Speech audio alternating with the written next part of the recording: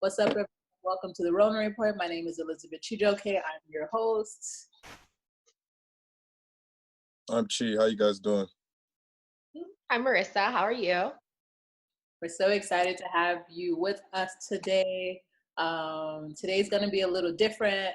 Going to be a little bit different because we're actually going to have Marissa hosting today. I am here to just learn, shut up, and listen. And so I'm really excited because a lot of pressure off of me. So we really hope you enjoy today's episode. All right, let's get into it. So we know that there's a lot going on in the world today. We are looking at some of the hotspots, some of the major hotspots for the flare-ups of coronavirus are taking place now in all over Texas, Los Angeles, Florida. That's where we're seeing most of these flare-ups. Some of the highest coronavirus cases on record that we've ever seen. So my question for y'all is, I see the governor of Texas now, and only a couple of days ago, he was still like, we're not mandating masks. I don't believe in what Dr. Fauci said. He doesn't know what he's talking about. That was a couple of days ago. Now it's just been released that they're now fining people $215 for not wearing a mask in Texas. They have banned all elective surgeries, so just to make enough room for the patients.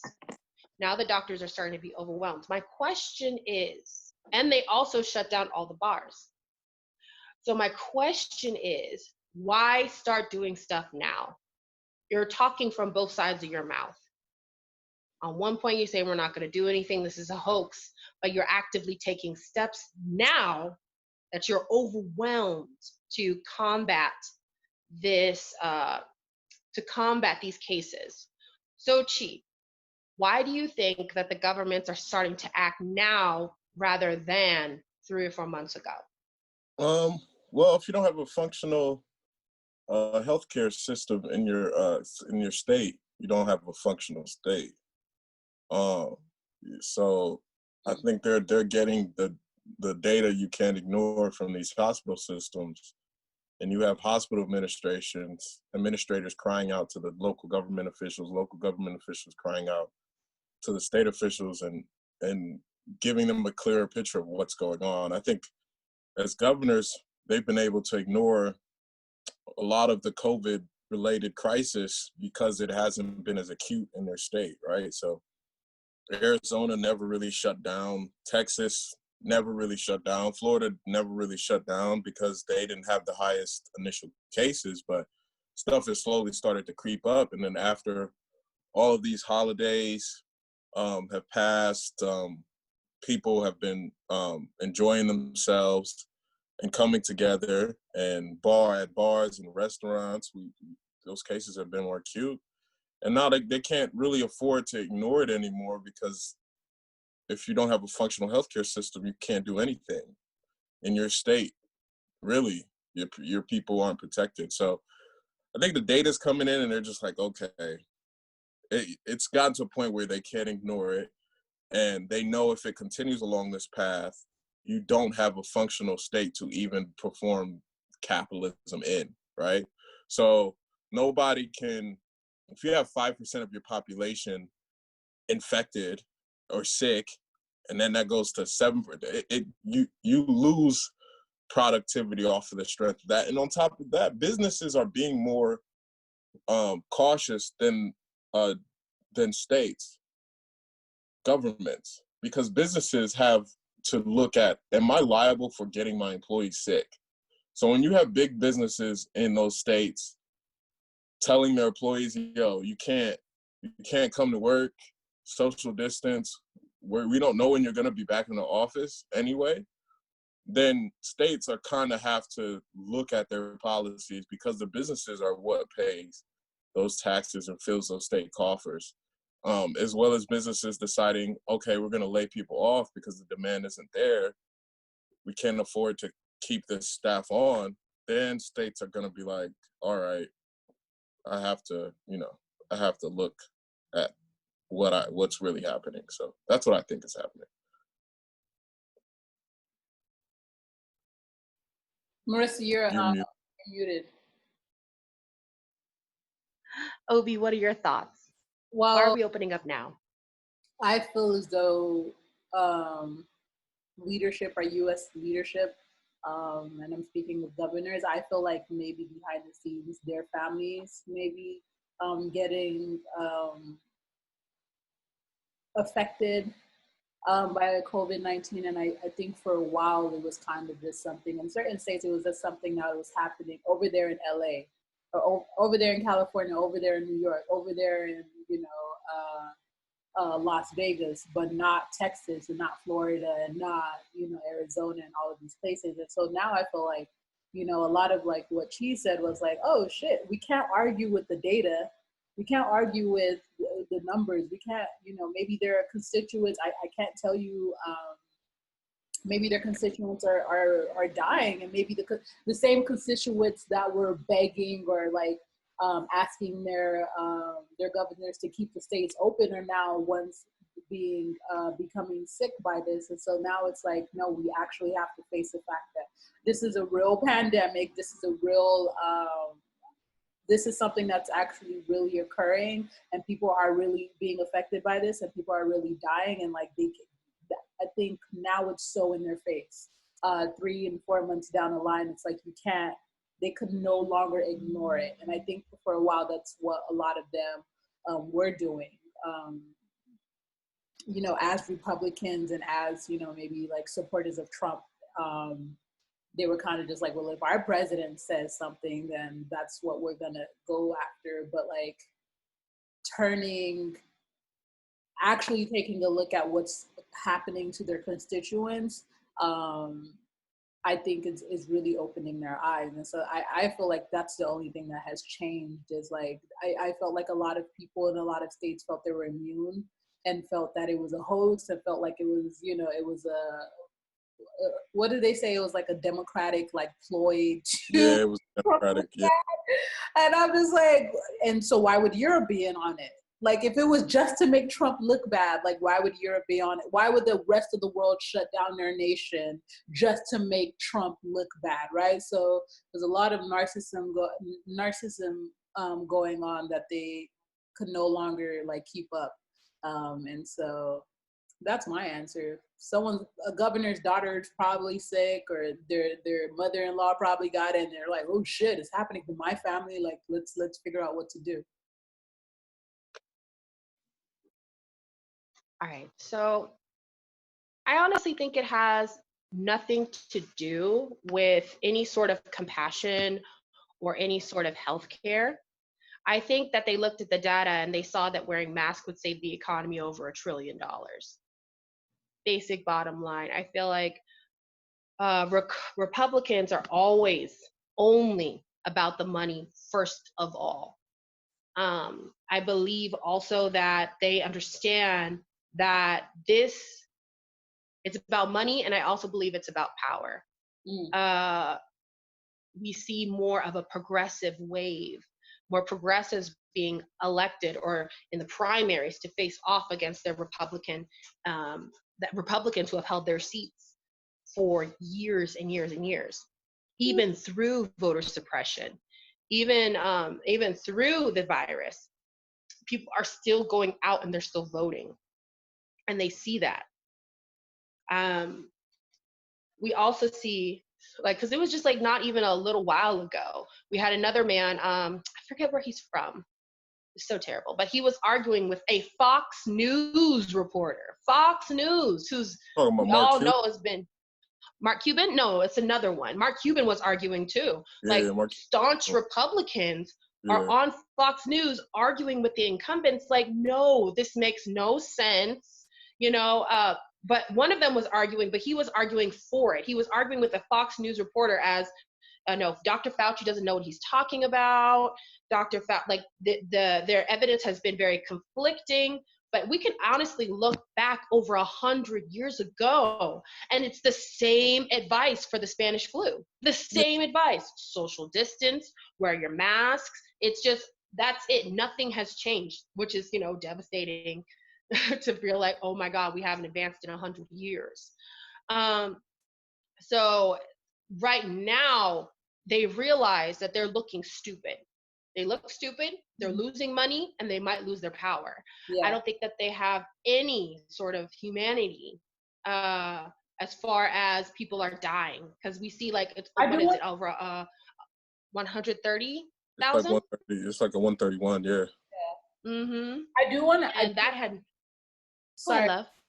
I do feel as though like we can't take away from this, like, although I agree with you that there is no compassion, so certain people don't have don't have any compassion. I do feel like there's something bigger than that. I do feel as certain people, we all live in the same world, we all live on the same earth, but people's experiences are so different from one another's that sometimes people are actually just disillusioned to what's happening to someone else.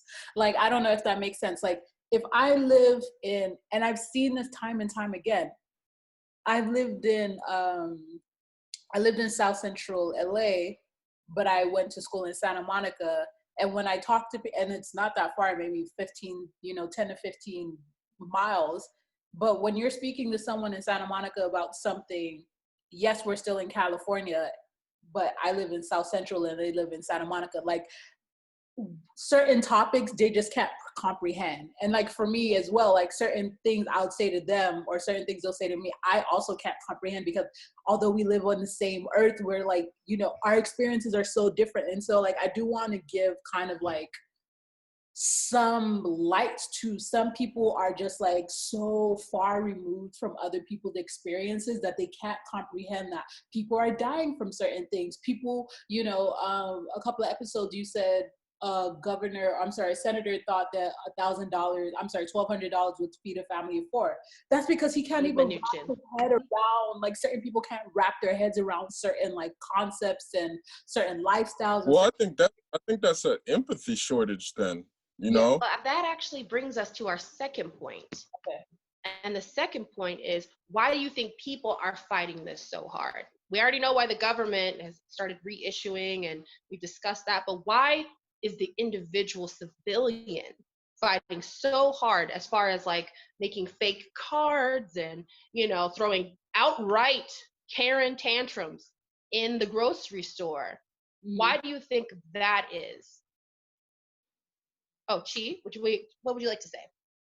I think that is because uh, people aren't in the same, right? So if you weren't in New York or Chicago or Detroit or Seattle or LA, you weren't seeing the deadliness of this virus. So if you're sitting in Iowa and you're seeing these things on the news about New York, it's not really at all relevant to you or your business in Iowa, right? So you're kind of like, what is it? I don't got nothing to do with me.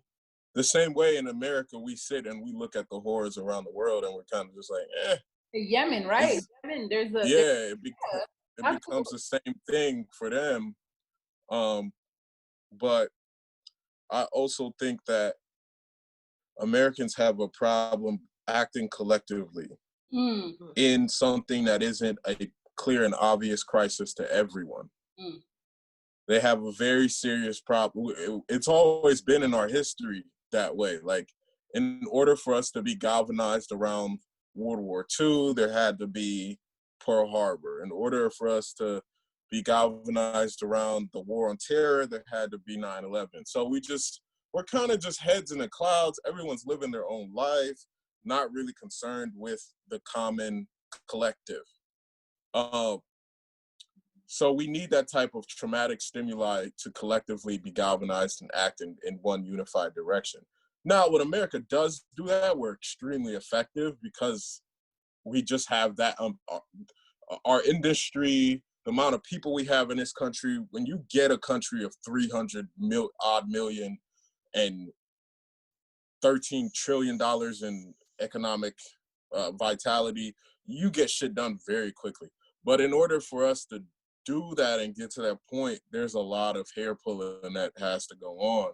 And that hasn't really happened because the coronavirus hasn't hit people equally. It hasn't.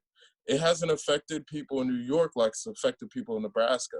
So I don't expect everybody to be as concerned, but I do expect people to take it seriously when it comes to your own personal safety and understand you just can't move like you were moving. That's the problem, is that people aren't being adults. Like, grown people are not being adults and saying, all right, maybe I can chill out for a couple months. They're getting stressed out over very minuscule inconveniences, and it's showing that they are incapable of empathy or concern past their immediate selves, which is a problem. And then you mix that up with white privilege, and you just get this very interesting concoction of self-righteousness and just gross entitlement. Yeah. Yeah, and I think that's what it is. People aren't used to being limited. Any type of clamp on their freedom is, ooh, the government is coming. Yeah. In China, they were welding people into their homes and in certain parts of the globe. And I have a friend in Jamaica. They're not allowed to go out, period. They can go out to get groceries and they have to go right back into their house. They can't run outside. Yeah. They can't do none of that. Like, they have scheduled times for certain peoples. They have groups of people that they've organized. So you have a city, and maybe this block goes out to get stuff to eat this week. That block goes out to get stuff to eat that week. That's the only way they've been able to control the virus, because they don't have the healthcare infrastructure to handle thousands of people getting affected. So Americans are actually really lucky when it comes to just being able to observe some type of normalcy during this time, because a lot of countries aren't. So, yeah. Okay. Obi, what do you think? Why is it? I absolutely agree with Chi and everything that he said. I actually was just thinking while he was talking, it was just like, I feel like since day one, there has been no kind of concise leadership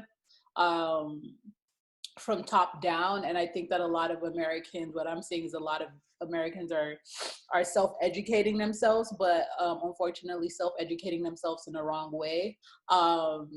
And what that looks like is like, reading these conspiracy theories on Instagram, and people, like, you read something on Instagram, it's like God sent it to you, and I'm like, Yeah. And that's because there has been no kind of like, Trump didn't say, and I'm always like, this ain't about Trump, but a lot of things, I think we have concluded that this pandemic would have not hit the United States the way it did if we had an effective leader who was responsive in December when the world heard about this, right? And Barack. Yes. Not even Barack. I think any Republican. Only two for Ebola. 2 people. And they read his ass for Phil. Yeah, I think you see there's certain, our Republican governor here seeing anyway, continue. Where are you right now? Yeah. My big toe. Continue with. I'm my sorry. big toe could have did this, but I think I think it's a lot of people self-educating themselves, and unfortunately, like I said, it's been the wrong information. And I also think that I also feel like it's become a land of lawlessness, and because there's no kind of structure or system that says like, hey, you have to stay home. People are just doing as they please. Like, even the quarantine, it's like a self-quarantine. So yeah, you fly somewhere else and they're like, yeah, you have to quarantine, but you're quarantining at your home by yourself. And a point about that, you fly to certain places, they will tag you with a tracker. Oh, in the United States? Yeah, not in the United States. Like, if you fly to Hong Kong from the US, they put a tracker on you and they call you every day to make sure. It should be. Yeah. But the last thing that I was gonna say was, a friend was telling me about the Philippines, sorry. That the Philippines. The Philippine president was, it's funny, I was laughing at this, but like their kind of way of going about it was like the president gave the police, the entire nation's police force the right to shoot anyone they found outside of their house. And so, like, oh my God, pretty much came out and said, shoot them dead. If the police find you out of your house, not just like you hanging out on the street, you're at the park, you doing whatever, like they have the authority to shoot you dead. And look at oh my God, no. And like obviously that sounds like a dictatorship, and the United States is a democracy, and so we cannot, act in that way.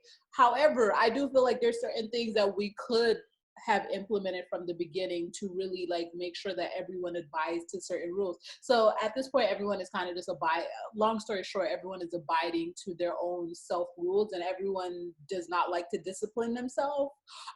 Everyone is interested in what's the word I'm looking for? Everyone is interested in containing themselves, and there is no real system of accountability. I'm always big on accountability, and that's why I feel like people haven't been taking it seriously. Who's gonna check me? Like the ultimate is like everyone is kind of like, who's gonna check me? Like, and no one's gonna check you. So do what you wish, right? But again, there are serious implications, and I feel like everyone's just gonna have to learn the hard way at this point. Like everyone's just gonna have to learn the hard way. Okay. Yeah, and I think that's what's happening in the Sun Belt right now. Arizona, which never closed down, and I remember people talking about, in warmer climates, the virus isn't going to spread; it'll die. Arizona is as warm as it gets on this planet. They have 100-degree days every day for months on end.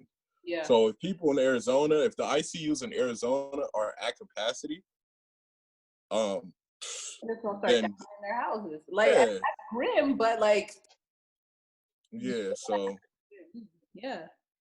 I think it has to be though. I feel like people just have to learn the hard way, lose somebody, lose themselves, for them to just be like, oh, okay, well, shit. Sorry, Marissa. No, you're totally fine. I believe that the people that are fighting so hard for these masks or not wearing the masks, right? Printing fake cards and throwing tantrums. They've never had to fight for anything in their lives before. So to them, this is an affront to their freedom. Yeah. Right?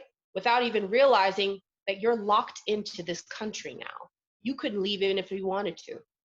Europe has banned any sort of travel from the United States. Yeah. We can't leave. As they should. So you've actually, not only that, you're fighting so hard, and people like are I know people are saying things like, well, what about the protesters? People, aren't they getting sick from the protesters? Actually, people are getting sick from parties. They're going out, they're partying, they feel like, well, this isn't real, and then they're getting sick, and then they're dying. Well, the thing about the protesters, quick point about the protesters, we didn't observe spikes in cities like New York and cities like Detroit and cities like Cleveland, where there were huge protesters. Right. We are observing spikes in the Sun Belt, and that correlates with reopening. And protesters were wearing masks. Protesters were outside. Where the wind was blowing and where you could somewhat social distance. So the whole point of the protesters isn't really a relevant one, and anybody who's talking about protesters isn't a serious person. So, well, most of it's like, even Herman Cain, y'all remember Hurricane? Yep. He got it. He got it. But here's the thing, like, he was at the Tulsa rally. Shame on you. He was at the Tulsa rally. This is a cancer survivor. He's in his 70s. What were you hoping to accomplish? And honestly, he was still tweeting about shaming people who's wearing masks while he's in the house. I think a lot of it is like people are woefully ignorant. And I think it's pride. I don't even think they're ignorant. I think that they know damn good and well what it entails, and then they just don't want to do it because it's against their freedom. Now, if you do that, I believe that you should sign your health away. No, you can't go. I'm sorry, Mr. Herman Cain. You cannot have a hospital bed. You cannot have a ventilator. Those are meant for people that actually were following the rules. Because I'm seeing a lot more also pregnant women being born with COVID-19, and their babies are being taken away from them, and they've been at home the whole time. No, that's not meant for you. If you want to be out there and you want to enjoy your freedom, you have to take the responsibility of that freedom. No, you may not go to a hospital. No, you cannot seek medical attention, especially if you better go home. Yeah. You better go home and you better seek the Lord. That's what a lot of people are saying anyway. I think the Lord is going to keep me from this virus. Okay, rely on that. But we don't have time. The rest of us who are abiding, who want the country to open, because at this point, I don't even think the country's going to open until 2022. Oh, the way it was. If we don't get don't say that. I really do. If we don't get a vaccine because Americans don't have discipline, I could see 2022. We were supposed to wrap this up in July, remember? We really were. And people were saying July. I was saying July, and people were like, nah, that's too far. That's too long, man. I'm like, y'all don't realize. If we would have done what we had to do, we'd be cool right now. We didn't do what we had to do. You know, I actually wanted to say two things, but just to piggyback off of what you're saying, Chi, I think it's so fucked up that there are people that I know personally who've been quarantined since March 1st, have not left their house other than go to get getting groceries and going right back home. So there are people in these United States of America who have not left their house in 3 months. And there are people who are just still out on the streets doing chilling. Pushing back that time for those people who are still in their house to leave their house. Do you know how many people's mental health are deteriorating because they're actually taking this seriously and practicing discipline and really not only and then watching people on social media wilding. And people are just out here, just on the streets, no regard for what the other person is going. If you were just it's so sad and it's so fucked up. But the other thing, I guess, to tie that in, the first thing that I wanted to say was I personally cannot comprehend people who are just this is a hoax, or this is not going to affect me, and if I die, I die. I cannot wrap my head around that, and I keep thinking. I'm sorry, Marissa, to go off topic, but I just keep thinking how is it that people are still not believing? What will it take for you to believe? And that's, I think it's what's really I question every day. People are just is it stupidity? Are you just that dense and stupid? Is it Fox News? Are you eating? What are you eating for breakfast? How can you not comprehend we are in a pandemic? So why do you think, what does this mean for the future? The way that we're going right now, the massive spikes. Now we're saying that I'm sorry, it's inevitable. We are going to have a second wave. History predicts so. Dr. Fauci predicts so. What does that mean for the immediate future of America? Well, I think our economic situation, I think a lot of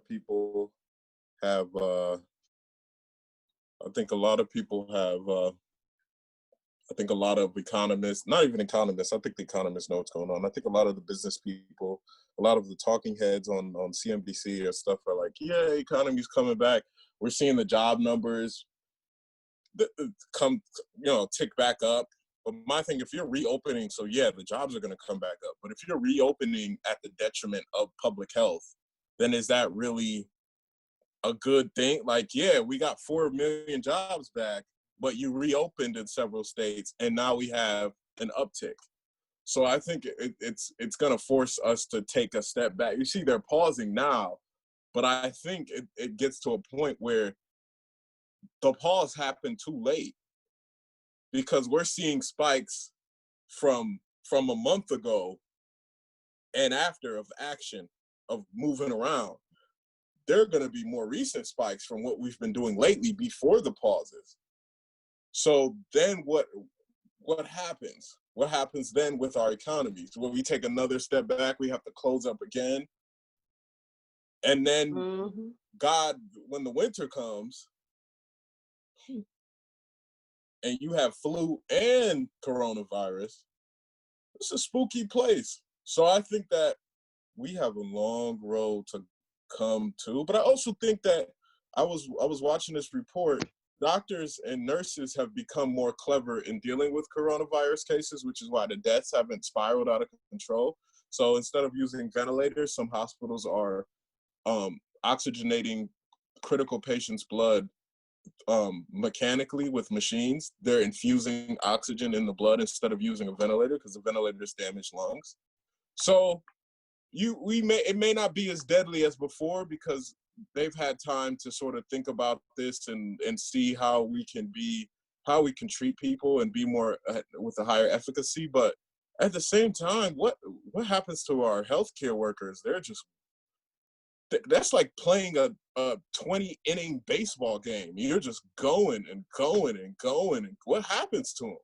Do you want to be a nurse or a doctor after this crap?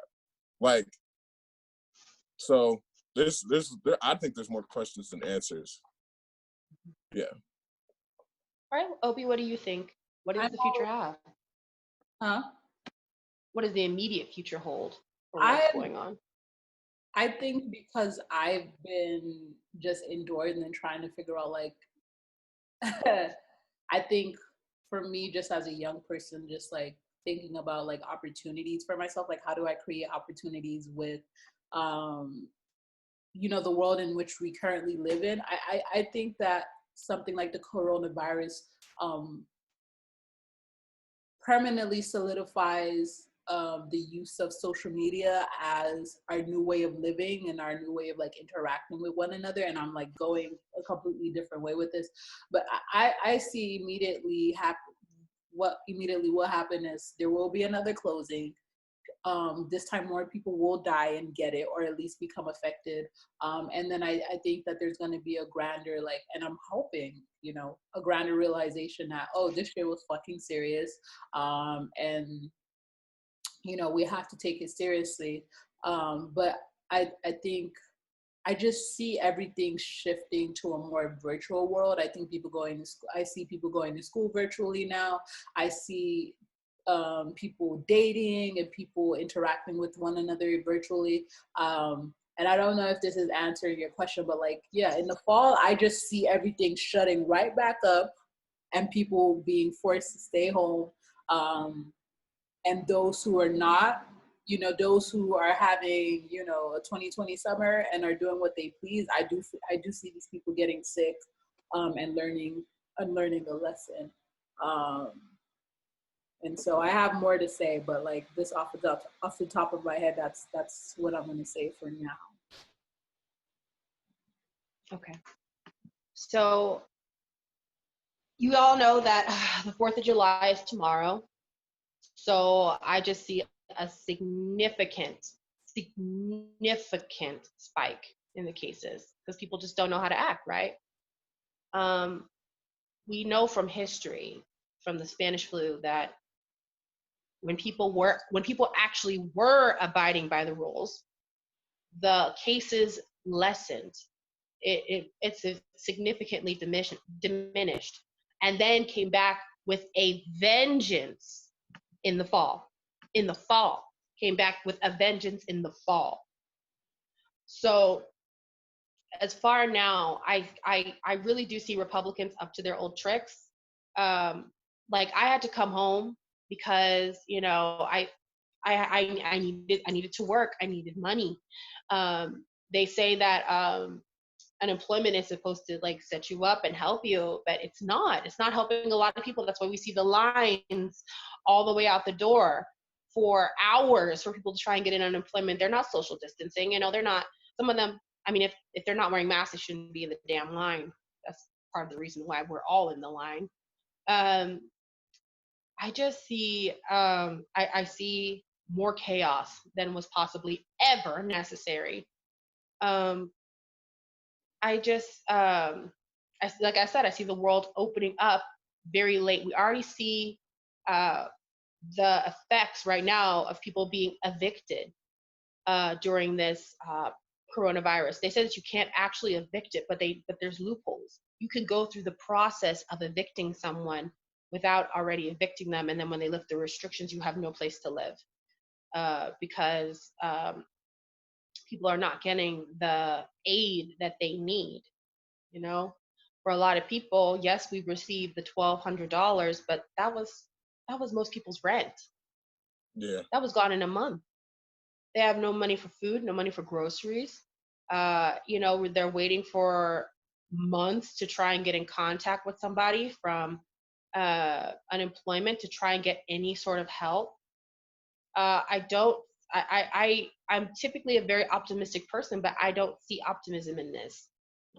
We need a significant change. We even heard of the idiot in charge talking about how he's lessening testing because it makes him look bad. How completely and utterly selfish that you would put that seems like an impeachable offense in itself. In a normal instance, yeah.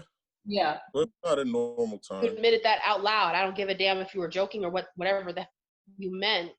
You know, nobody cares. You said that you were slowing down testing because it made you look bad. We know that when a cruise ship was out on the bay, you refused to let the cruise ship in because you thought there would be more cases. We know that you're putting your interests before the interests of the American people. Like I think I said this before in another episode. I'm afraid that you know, because it's also November. We have to go out and we have to vote. Yeah. And because a lot of people are obstructing the mail-in vote.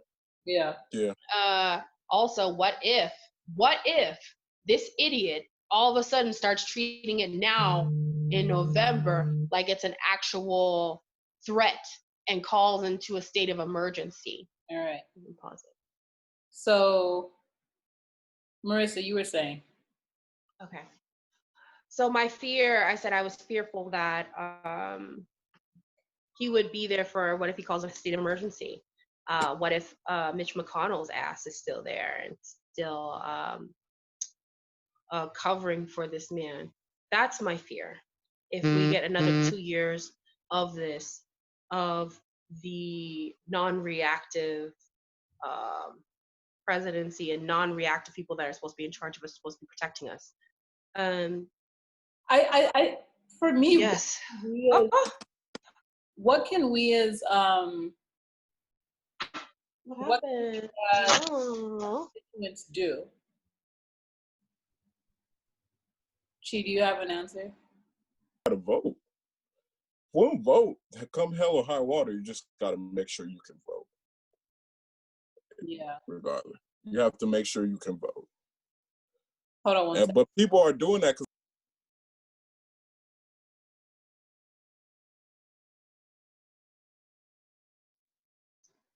Okay, but you were saying that he only won by 107,000 votes, and we could really get him out if we vote. About 100,000 votes over like Wisconsin, Pennsylvania, Michigan. There's a few I can't remember. Florida. A few states where those margins were paper thin, but because he got those electoral college votes in those states that had those electoral college votes, he was able to take the presidency. Remember, Trump did not win the popular vote. He lost about 3 million votes. Yeah. So he's not popular in the sense that people support him across the country in mass. He's popular in places where it's beneficial in the electoral college, and that's how he won. But that's not the case anymore because he doesn't have he can't win Pennsylvania today, not against Joe Biden. Yeah. He can't win Wisconsin.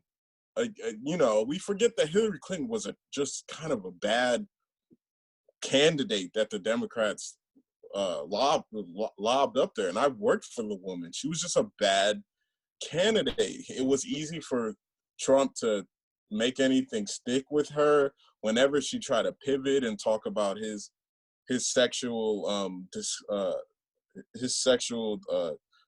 deficits and character discrepancies. He could always just pivot and talk about her husband. And so it's just, you don't have that with Joe Biden. Yeah. Yeah. So he hasn't. Trying to do with, I think that's what he was trying to do by investigating his son, right? But it just made, I think. Yeah, but that didn't stick. Yeah. Yeah. I think it just, I think that actually backfired because then people started talking about, well, what were you doing in Ukraine anyway? What's up with Russia and all of these things that you were trying to do? Your abuse of power. Like this is the highest seat of the highest seats of what's the word I'm looking for? In the land, it's the highest seat of the land that you're using for your personal gain. And I feel like you said, he didn't win the popular vote. People weren't really fucking with him. So like, let's not confuse. I think it was really luck. I really do feel like it was luck. It was definitely luck. Let's not confuse. And we have to put that in perspective with skill and talent. And so exactly. Let us. I feel like we were having technical difficulties, so let's end there. I feel like we talked a lot today about, real life and real shit. And I do hope that, if you're watching this or you're listening to this, I really do hope that we do take the coronavirus and seriously. I put on my social media, like, I took a picture of me wearing a mask saying like, hey, please, you guys. Because I know that once the protest started, a lot of people were kind of just like, well, if, these people are protesting and they're not catching it, then like, it must not be real. Like, no, it's actually still a real thing. It very much was a real thing. And, if you know someone in your community who is not where, let's start questioning and asking people like, hey, like, where's your mask? And like, how are you, and I hope that it goes a long way. And I hope that everyone remains safe. Yeah. I'm just minded because my birthday's coming up and I usually take a trip. Yeah. But I'm like, damn, I can't take a trip. I was looking at flights to Seattle. I'm just like, I can't be on a plane for 7 hours. It's not possible. Yeah. It don't make sense. I can't gonna come home to my family. As much as I want to, and looking at them tickets, I'm like, a $200 ticket to Seattle on Delta? Man. But if I was alone, like if I lived alone, and I knew I wasn't seeing nobody for like a month, I might take that risk. But that's not the case, and I still have to see my parents and stuff, and they're older. Yeah. So you just gotta see past yourself. Maybe I'll go to a cabin somewhere and do that. Yeah. But yeah. And the wine. Yeah. Yeah. Absolutely. Well, this has been the Rona Report. My name is Elizabeth Chijioke. I'm your host. I'm Chi. My companion, and who we had on the line earlier was Marissa. Please follow us on social media, on YouTube. We have an Instagram, Facebook, all of that. It's at the Rona Report. And we hope to see you soon.